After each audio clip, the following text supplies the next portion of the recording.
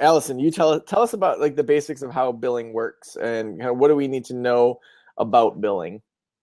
Okay, so when we have a potential client call on the phone, we collect their insurance information as far as their ID number, their birth date, and then we can go on the insurance company's website and we can check their benefits. So then we let them know ahead of time, like, oh, hey, you have a $20 copay or whatever it might be. And so then when they come in the first time, we load all of their insurance information into our system. We use a electronic health record called Theranest. And then once everything is in their record, it gets pre-populated into that claim form. And then with a couple clicks of a button, it gets sent to Office Ally, which is a clearinghouse. And then Office Ally sends it to the insurance company. Oh, sounds pretty simple if you get the system set up. Yes, if you get the system set up, it runs pretty well.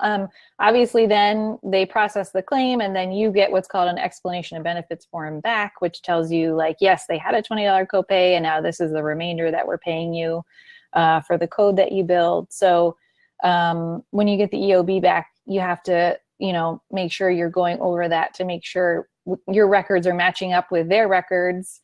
And a lot of times there's, issues that come up that you might have to resubmit a claim or call them or whatever. So that EOB is really important. So what happens if you think on the front end in that first session that the amount that they're supposed to pay is $25 and then they haven't hit their deductible, or maybe it was $20? Like, do you then have to do a bunch of refunds, or how do you handle just that side of it? I feel like that's where I would get hung up as a clinician. Like, how do I make sure I have the right information to take the right amount of money? Yeah. So what I say is I always err on the side of collecting more.